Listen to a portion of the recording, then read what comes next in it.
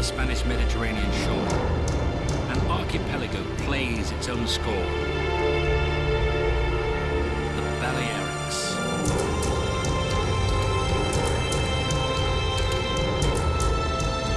So, were they lying to us? Where's the intensive, methodical, concrete construction along the shoreline? One moment, we'll get to that. But first, a glance at Ibiza. Looking relaxed, natural, original. The international capital of torrid, fever-hot nights. The mecca of DJs and dance music. Here it is. Nobody was lying to us.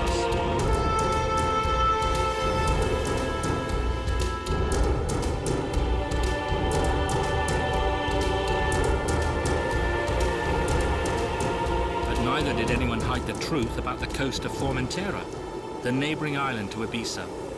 Here we are at the furthest limits of Europe and Africa.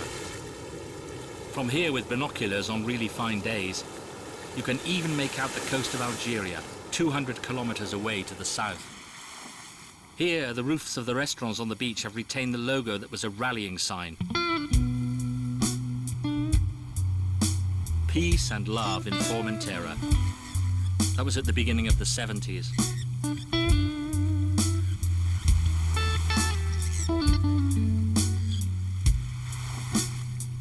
Ashore or at anchor, you can always let yourself be carried away. It takes only a day to do the tour of Formentera, and it's quite permissible to have hallucinations.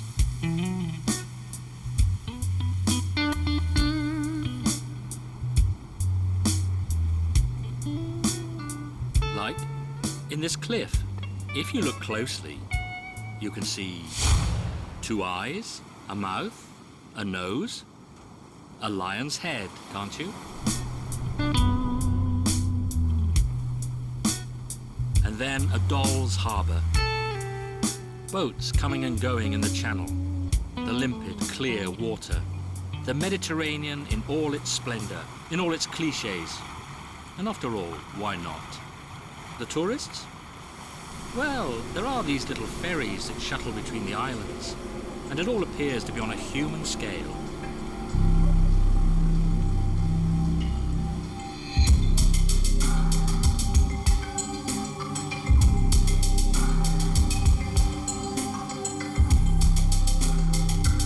We jump several miles, and here we are on the biggest island of the archipelago, Majorca. Clearly, we're not in the same poetic vein here. That infamous Balearization of the coastline, we're in it, right in the middle of it.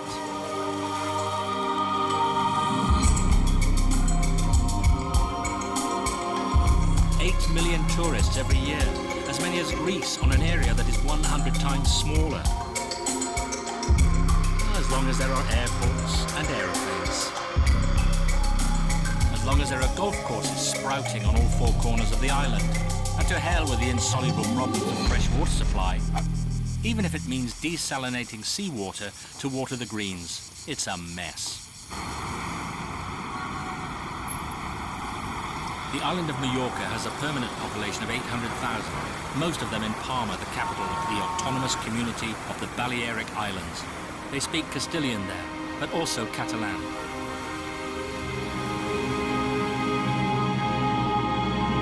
As for the rest, on the west coast, unless you're a bird, it's difficult to reach the summits of this shore.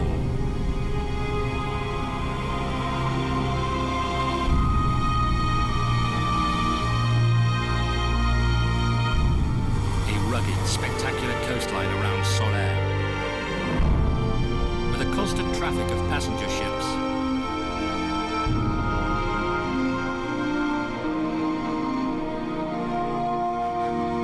Their destination is a mouse hole in the mountain. A must. And at the end of the torrent, a highly prized beach.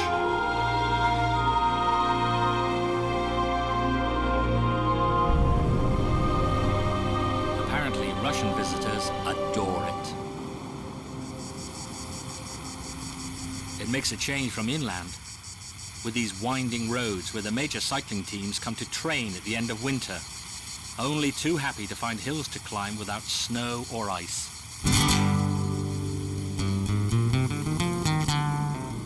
Further along the valley, there's Manacor, a town that was unknown in Spain for a very long time before a young tennis player started proving his prowess on the courts. But not everyone has the elegant service of Rafael Nadal, alias the Lord of Manacor. The voyage from island to island continues in the wake of a working boat. To plagiarize a soccer player famous in the 90s, one could say, when the seagulls follow the tugboat, it means you're approaching Minorca.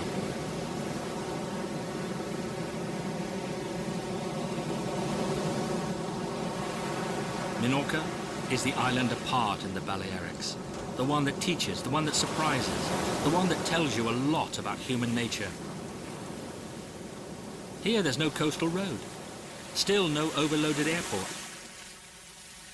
As the same soccer player might say, it's an island with something under your soul.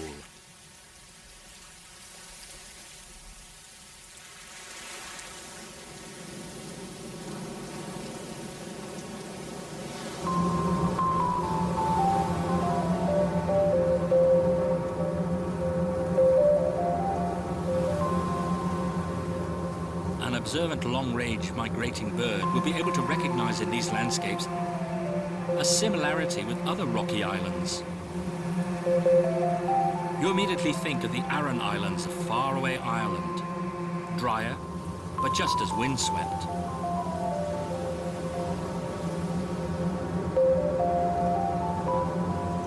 Battered by the Tramuntana, the northwest coast of Minorca, deserted.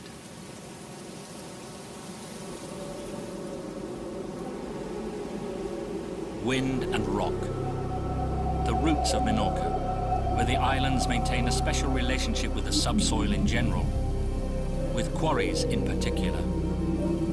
Generations of stonemasons have dug this earth to exploit the marais, a form of limestone peculiar to this island. Today there are still remains of the quarries. They are visited as if they were historical monuments. Next to them are more recent quarries, still working.